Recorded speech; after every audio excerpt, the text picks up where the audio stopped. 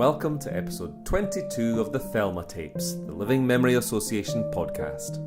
This edition is dedicated to home remedies, with stories of sulphur and treacle, wearing sweaty socks round your neck to cure a cold, adding iron brew to nettle tea, taking mustard baths, and drinking hot toddies to cure all ills.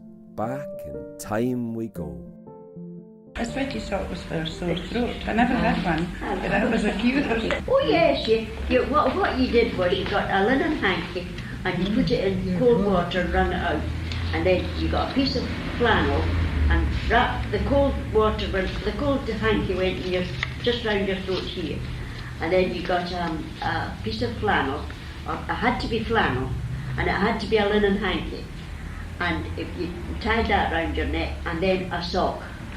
And you went to bed, and in the morning, your throat was clear. Oh, really? Yes, and if it wasn't quite right, you had to wash your neck thoroughly, and then the next night you Just came over again. And all the poisons were drawn out onto the hanky.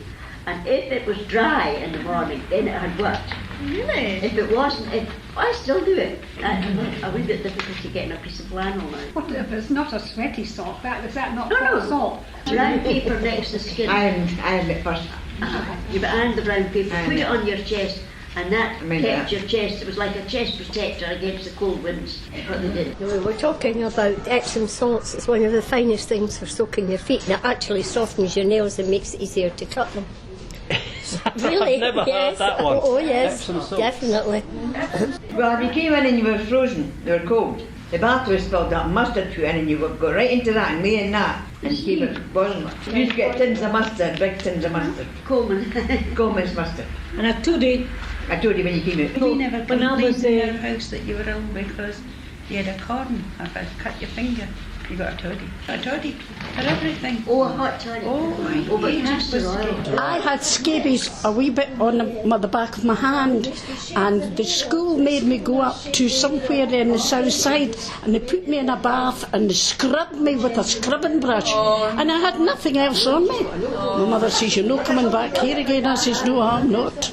Castor oil was used for everything. When you went out, when you had a baby, the baby was due, gave you a big dose of castor oil to help you. I mind I was getting my tonsils out the night before I'd get castor oil, before I went to the hospital.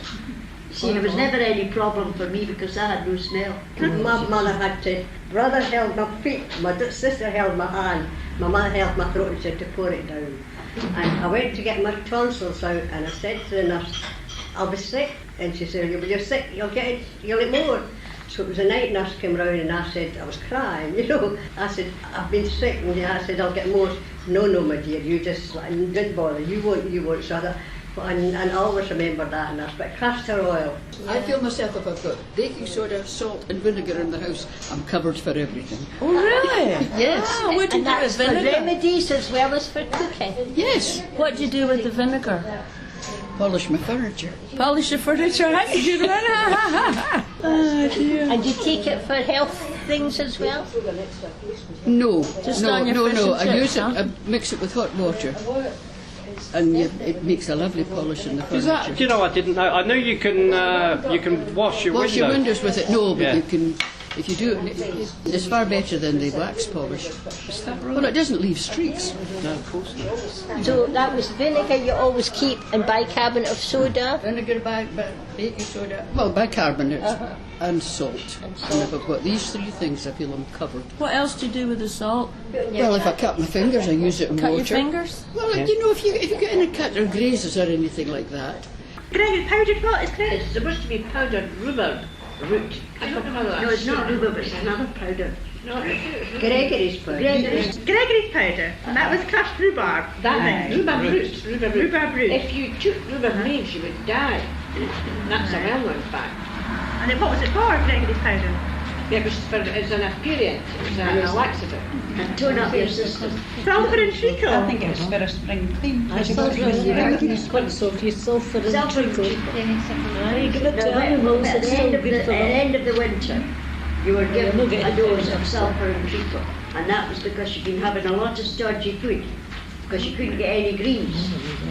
And this was to clear your system for the summer. You should have had Mama, she used to say, "Open your mouth, it's big enough, and I'll rub it over your thrapple." Keep it there. Bring it up and because you'll get it. And then somebody told her when she cooked cabbage, she should pour off the water and drink it. That's right. Never heard Did you do that? Oh, yes, I've heard of that because my granny used to do that. Yeah. Was she diabetic or Yes, no, I think she had just pains, arthritis pains. Yeah. She always just called it that. How did the people with diabetes survive in my youth? I don't know. They didn't. Yeah, you're right. They probably didn't. I mean, a lot of people did die young, didn't they? What was Andrew's liver salt? Never mentioned. Cleanliness for drunks only, because yes, my father used to drink it on a Sunday morning. We used to take it every morning before breakfast. My mum used to check with us and make sure we were regular. That's what the syrup of figs was for. Yeah, and you can see why now. Could I ask another question? Did anyone know about crucians? They were horrible. Did you take a wee drop of this Cushion salt. K-R-U-S-C-H-E-N. They were like wee white crystals. Just would go on a sixpence. Sixpence, Every day. Just a wee drop, a teaspoon in it. What was it for? Got Epsom salts. It was to clear your system. Mark worked in the brewery, used to catch yeast. We used to take yeast. Oh yes, that's good for us. Yeast was good for you. I used to often have a drink of yeast. Because I suffered with boils from I was 18 till I was about 23. And it was just a bread poultice that my mum used to put on. What is the bread poultice? How did you make it? Well, I can't remember if it was water and salt, that's right, and just let the bread soak it all up, and then you placed it on the boil. The yeast helped to withdraw the poison. White bread or wheat bread or White French bread, trust you to be all called white. It was very effective though, definitely, yeah. I remember getting kaolin poultices on mine. Yeah, kaolin as well. Kaolin poultices on my Yeah. Fisherman's bread. I don't know anybody ever finished one. Do you remember the sugar ollie strap? Yes. Sugar ollie strap. Sugar ollie water. What was that? In a bottle. Put it in this bottle. It's a flat pint sugar. Sugar ollie water, black as the lump. Gather up your pins and you'll all get some. It the top. It was like I remember beer with this much frost on the top. It was good. Was that medicinal? It was a stick of licorice. You got it at least Licorice is very good for you. Oh, it was good for you. When mine was pregnant, You're drunk, she had to buy in lumps. I used to buy crystallised sugar in a stock, Yes, you could get it thick. and I got a black string. thing. I had seeds in it. Now, what was that? Black It's thing. animal feed. They made it in a brewery. They made it into cake. I'll tell you this much. We were far cleaner in these days than they are now. Because when I had tuberculosis, I had to get out of my job as a waitress. And I wasn't allowed to handle food. That's like cleaner than they are now. I don't think there's any Folk don't do it. Epsom salt. What name? What name? Don't get them. Is it children's aspirins, the wee orange tiny ones? Do you remember those? I remember those. Yeah. I'd forgotten about those. Yeah, the tiny wee round ones. Yeah. They're children's aspirin, I think Yeah. they were. Yeah. That's right, you don't get those anymore. I suppose they're too much like sweets, aren't they? Exactly. Crucian salts were special. It was the advertisement. A crucian a day keeps the doctors away. Same as the The story I was going to tell you about that was, do you know Hugh McDermott? Hugh McDermott, the poet. I was at the University have a at free minute when you do and it. I went to hear this young lecturer who was 30. He was getting a bit of extra money to teach us all Hugh McDermott. So we were reading, the drunk man looks at the thistle, and this word crucian comes in, and he says, I've looked everywhere I can. I've looked all the Scottish dictionaries. I think it's a German word. And there was a German lady there, and she says, it's not German. You see, and I started to laugh. And there was two ladies, but they were only in their 60s, and I was well in my 70s, you see. So they said, he says, what's the joke? I says, well, crucian was crucian salts to make you go to the toilet and keep you well. The drunk man would be thinking about that, and if he took that, it would help relieve his fear. I see. So you could tell him. I mean, it's an opening medicine. Yes. He wouldn't Well, have it. that's the He says, that's nonsense. I said, well, have it your own way. And the other two ladies says, oh, we heard about it. But when I was young, going to school, on the billboards, there was this big advert, and everybody knew about crucial salt. You were right then. I get him in the morning. Just a wee drop in the spoon. And it says enough to cover a sixpence. You can get the coarse stuff, and the coarse stuff is what you put in a bath. You buy it by the pound. Soap and sugar for a poultice. It took out the dirt. If you fell and skinned your knees on that gravelly stuff, instead it's awfully sore to bathe the kids' knees. So my mother-in-law says, oh no, you don't do that. Just get a piece of gauze, soak it in what is there, put a chunk of soap, dip it in sugar and put it on. Put a bandage on. Remember the Enos? That was a very popular one. Enos? E-N-O-S. It was called Enos fruit salts. And it was more or less the same as Andrew's liver salt. But if you boil up a pan of stinging nettles, just like cabbage, you boil cabbage, and you drink a wine glassful every morning if you've got any poison about you, and you get a complete evacuation of the poison. If you had a lot of boils, so my uncle, he was all up in herbs, and he says, now, some lovely clean nettles at the top of the garden, just gather them, boil them up and get them. So I had to drink the first glassful, because he didn't trust me, third time poison them. And I took the first glassful, and then he drank it in within. He had to stay off his work for a week. The whole, about 10 boils all came out, and he's never had one since. You used to gather the nettles and make soup with it. Suppose it tasted awful. No, it doesn't. You can actually put a wee bit of iron in it. It's just got a taste like, just like cabbage water, you know. I think there's a lot of potassium in it, but it does work.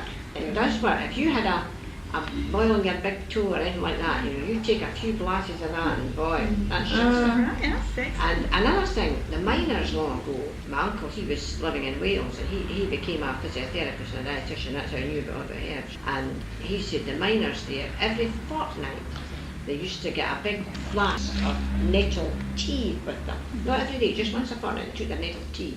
And of course the hard up ones used to make soup with it, but that took away all the cold poo with their lungs. That kept the cold poo with their stomach and their lungs. Aye. And there wasn't so much silicosis with people that did that. It took it out your Mine, I used to get sent to Napier's. No matter what you got, it was all the same tea. If you got something, my gran used to get it for her heart was a wee bit weak. She used to get a wee bottle like that, brown stuff. If you went for constipation, it was a wee bottle of that brown stuff. It's all the same tea. It's still the same. I've got hot stuffs in my garden, that's just digitalis. You've got a cure in there for new shoes and sore heels. Common soap must be sunlight, soap with soda in it, or green soap out of bush, and wet it. And rub your heels from there to there, half an hour, pains out of your feet, and do that to your skin hardens. Really? And that was a shoemaker, a cloud maker, my father-in-law. You never get any blisters or anything? I never get blisters on my feet. No matter what I put on my feet, I never get blisters. Have you had toothache? What would you have done? I never ever suffered toothache. I went right away to the dentist and got pulled. Got pulled? Nah, you see, I think you need take the two. Once you get them out. You know what else it's good for? I use the right clothes. If you're going into the jungle, you rub your skin with oil of cloves, and it keeps the animals away. Cod liver oil, that was the other one. Prunes, yes. Did you ever have Andrew's emulsion? What was that called? Cascara. Cascara. That was another thing to keep your neck in the well if you truly weren't well. So was it quite vicious, Cascara? Absolutely vicious. Make sure the toilet was nearby. Oh. As bad as that. Oh dear. You went to Leeds Hospital. They'd go with boils or sore faces and they'd all come out with this purple blotch. That's right. It was that was right. Tango as well. That was another thing. I came up a motorbike and I went to Leeds Hospital, and in these days you didn't have leather or gloves well, you had gloves, but it was usually ex-army stuff you used. Yeah. And I went and grazing down here, and the sister scrubbed me with nettle and then put iodine all over it. I bet that mixed. Oh God, never went back to Leeds Hospital again. When my baby, when Jane was a baby, she had a dreadful cold, and he said to me, Kathleen, do not put that on her chest or near her nose. Smear the hood of her pram. So that's what I did. Well, I know my uncle was a doctor and he didn't approve of Vic, so when my baby had a dreadful cold, he told me to smear the hood of her pram and keep the hood up so she was inhaling it but it wasn't directly on her. Because it could have burned the skin. What about when you put the boiling water in a bowl and put cloth towel over your head? So I've still done that. Mental crystals. Yes, I have them in Or there. mental crystals. Yeah, I put that in my medicine cabinet. Snowfire was for your hands if you got rough. Right. For chapped hands, snowfire. Snowfire cream. I used to get it rubbed on my chest if I had a cold. And what did it look like, did you say? Just a lump of green. A lump of green? A green What's it? stuff. Wintergreen. Like candle wax. Winter green. It's wintergreen. You mean like that? That's it. It's wintergreen. She's right. It says on the packet here, burns, scalds, cuts, chilblains, chapped hands, inflammation, abrasions, bruises, stings, bites, etc. But the wintergreen was more an ointment, wasn't it? Yeah, camphorated oil then. Camphorated oil, that was another thing. But that would be put on a cloth. Is that right? Yes, because my daughter-in-law was a nurse, and I rubbed my granddaughter when she had the cold, and I put it on a hanky and pinned the hanky to her pillow. And she said, never do that again. She said, because that's not good. I said, well, I've had 2 sons, and they always stunk of camphorated oil. I said, there's no harm at all. No, All the camphorated oil. That used to remedies be the in thing. our day are barred now. Well, iodene's definitely barred. It's cancerous. And yet I take tablets, and I've not got cancer, but the cancer tablets. For your thyroid, peel the potato, cut it, and rub it in the inside of your That's right, and it actually it's even a good taste for the polish of See, we'd put a lot of shops out of business, wouldn't we, if we went back to Yeah, the we would. natural stuff? Yeah. All right. Now, can somebody say that whole thing for me? Epicake and wine. Epu, keka, and a wine. You had another bit as well, though. Yeah, you had another. It's an epicake Annie wine, syrup of squills, and glycerine. But if you had a sore throat, you had this big hairy brush. And they dipped it in the mixture and then painted your throat. It was an L shape. There was the brush, the handle, and then the bristles came away out, but they were long, so they'd get all around your mouth. It must have been another remedy, because my sister didn't go to school the first winter. She said she wasn't fit to go to school. And she got epicake and a wine every day to help her build up her immune system. Does anybody remember white emulsion? Yes. It was really thick. Here's emulsion. That's right. Yes, we used to get that before we would go to school in the Mother winter. used to take that for ulcers. Did she? It was a fishy thing, like cod liver oil. She had that. She called it 1 and 2, and that was the first one, and the other one, I can't remember what it was. But I tasted it one night. It was ghastly. Most of that stuff wasn't it? Nothing tasted nice in the days. Nothing. See, I think there's almost a thing in your brain that if it doesn't taste nice, it must do you good. Exactly. I think that's what the doctors thrived on. Yeah. If it tasted horrible, I'm curing you. If it tasted good, you're not getting that again. What's the next thing they used to say? You have to be cruel to be kind. My husband was a hypochondriac because he was dying and there was nothing wrong with him, you see. And it was true. And you know this, when he had cancer, he never complained. Never once. He was frightened to the day he never seen. And that was true. Because you can't kill him. I used to say, what are you buying now? This is very good. He says, I've been told, build you up. I says, your food builds you up. You don't need that. No, that's true. It was really, and Vic, he always smelled, you know how women smell a perfume? Yeah. George smelled a Vic, and he had a, what you call a, well, we called them snifters, a thing that you put up your nose. And I says to him, you know, I says, I'm going to put a snifter in your coffin. And I did. I went down to Portobello, and Neil says to me, what are you buying that for? I says, because that was a promise I gave to your dad, that I would put it in his coffin. And I did. So he was never without it. He was never without it.